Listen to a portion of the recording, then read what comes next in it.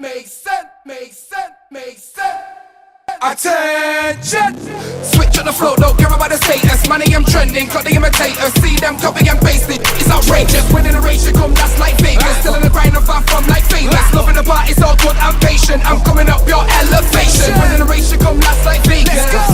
Far from famous, still I'm patient. I'm coming up your elevation. Winning a race, you come, that's like Vegas. Far from famous, still I'm patient. I'm coming up your elevation. So, welcome back to the backstage of Street Dreams Part 2. We're joined by R.I.O. himself. I mean, it's the general right here, man. I mean, I've seen this guy grow up. I've seen him do music from day. But do me a favor, I mean, for the ones at home, how did you get into music?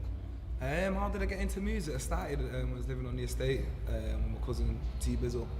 Some of you might know him as Titch. He started a collective called Street Smart Entertainment, so you know, we just kind of used to be on the street, just MCing, going to youth clubs like Fielding, Powerhouse, Wiz, the spitting bars, spraying bars, and then things started progressing. I making my first mixtape, like the R.I.O. recognized R.I.O.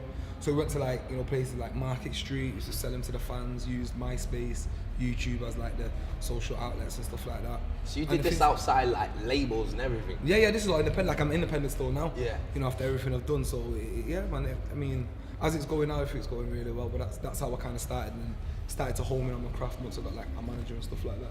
Well, like, because I mean, like, I've spoken to a few kids and everyone's like, oh, when I get a deal, then I'm gonna do this. But I mean, like, you guys literally went out there and put yourselves out there. Yeah. I mean, I listened to your lyrics, man. You're a lyricist. Thank you. Yeah, right. Appreciate now, that. there's rappers and there's lyricists. Yeah, right. I mean, when you're writing a track, what? Speak to me. How are you going about doing this? You know what? My perception on a track is when I do think of material that I'm writing, I tend to get the right producers for what I'm thinking at the time.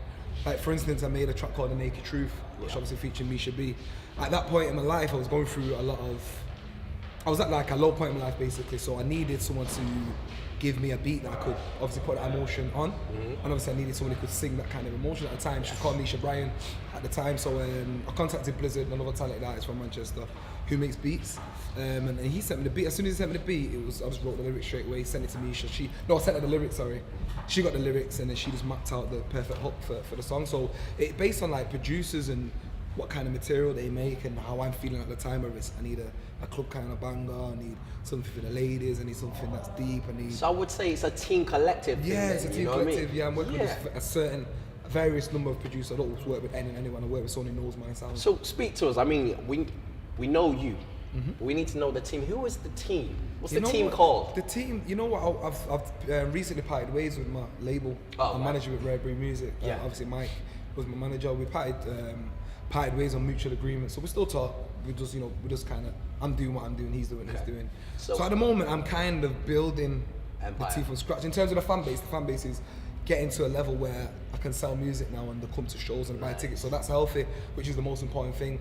Now I'm just kind of got a couple of meetings in London with a few management people, biggest people in Manchester as well that are interested.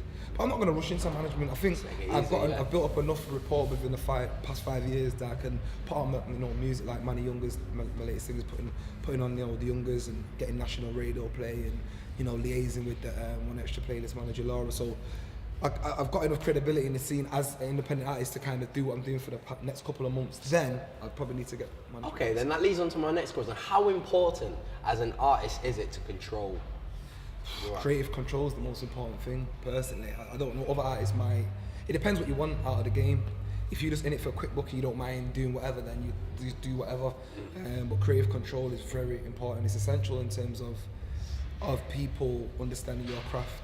Because there's a lot of, like I said, lyricists, but they might not get heard because people don't understand them. So it's hard for them to get heard. I mean, a prime example is someone like Wretch. He's never going to go to a rave like Sidewinder and get a reload.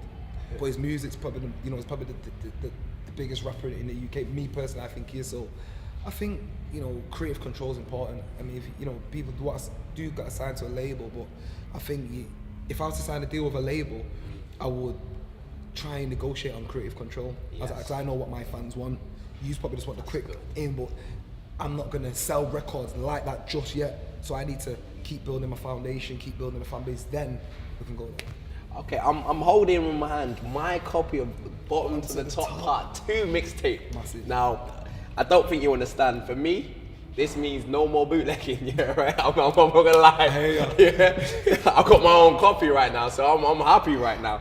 But I mean, talk to us about this. What's that? Yeah, the Bottom to the Top 2 mixtape. That's obviously volume 2 to part 1. Volume 1 got nominated for Mixtape Awards in London. Yes. So I was the only artist, obviously, outside of London to be nominated, like Skepta, Wiley, Scorcher. It was great to be in there. Obviously, I didn't win, but I got to perform. The mixtape was in there. And I thought, with the success of that one, let me do a Bottom to the Top 2. Yeah. So obviously, I got different, features on there. I got like C4, obviously Misha's on there, Blizzard, Gecko. And obviously SBTV launched, as you can see there. Nice, I like that. I mean, I'm gonna look forward to listening to this.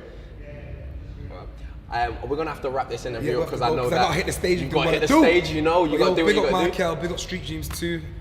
Thank you for putting me on. It's a pleasure to be in my hometown with other talented artists putting on. Look out for Manny Youngers, man. Some of the hottest talent in the Manchester scene. Check that out. But love, brother. Yeah. Nice one, brother. All right, we're gonna quickly run up. We're gonna check this interview out. Nice one, man. Yeah, no problem.